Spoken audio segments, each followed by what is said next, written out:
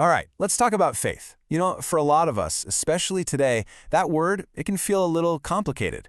It often gets lumped in with things that are unscientific, maybe a little naive.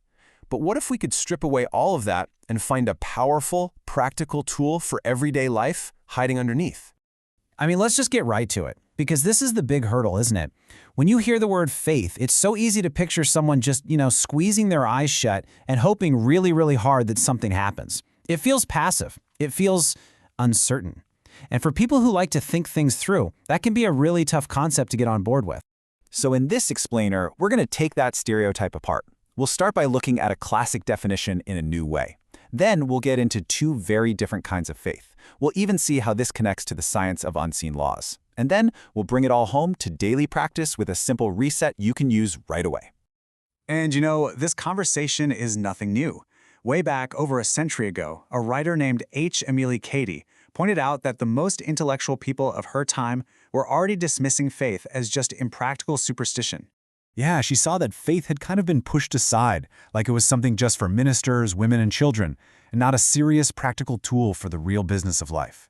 Her whole mission in writing about it was to bring faith back to what she believed was its original purpose, a powerful, reliable part of the mind that absolutely anyone could use.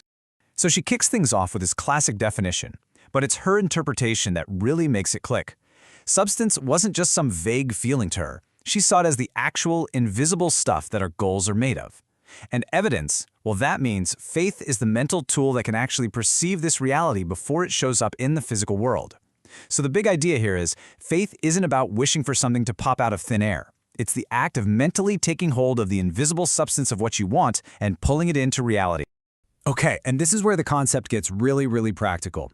Comedy makes this crucial distinction that transforms faith from a passive hope into an active, usable tool. It all boils down to seeing that there are two totally different ways to approach it. So on one side, you've got what she calls blind faith. This is that instinctive trust, but it's often tied to hoping that an exception will be made, just for you. It can feel really uncertain, kind of emotional, like you're asking for a special favor. But then, on the other side, you have understanding faith. This has nothing to do with hoping for an exception. It's about relying on the consistency of a rule.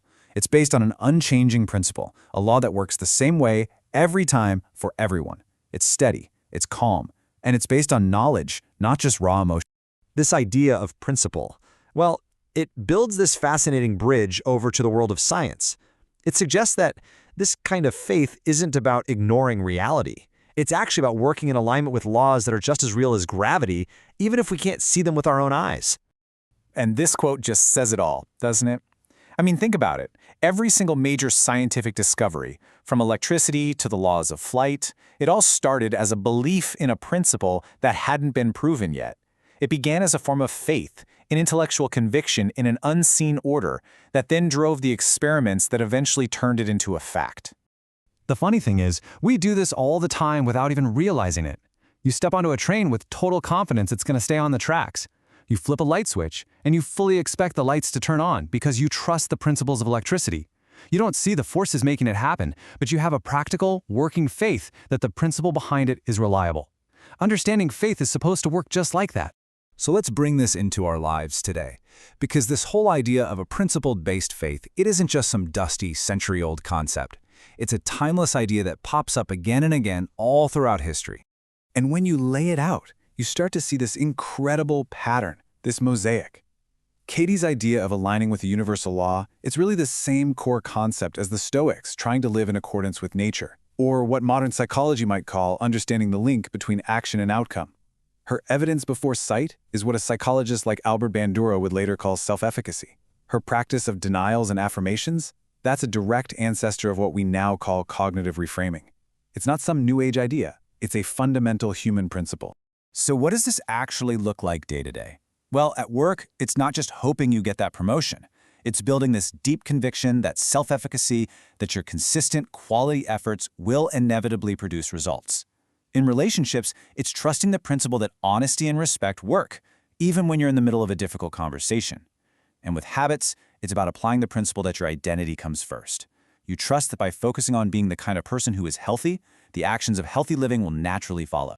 So, how can we start putting this into practice, like right now? Well, Caddy's work suggests a really simple mental exercise. Think of it as a little cognitive reset to help you shift from just reacting to what you see to consciously aligning with a principle you trust. It's just 3 steps. First, you just acknowledge the appearance.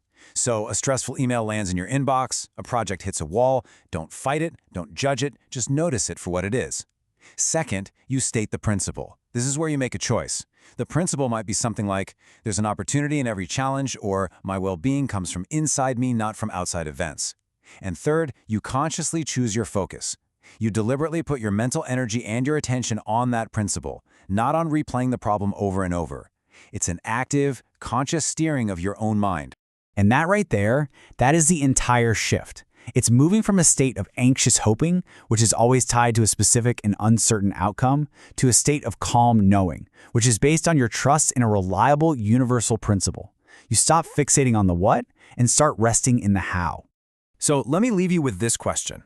Where in your life right now, maybe in your career, your health, or relationship, where are you focused on a difficult appearance? And what would it look like to instead shift your focus and put your trust in a higher, more reliable principle? We're going to build on this whole idea next time, when we explore the surprising power of imagination as another one of these practical tools. And be sure to check out the full playlist to follow the entire series. Thanks so much for exploring this with me.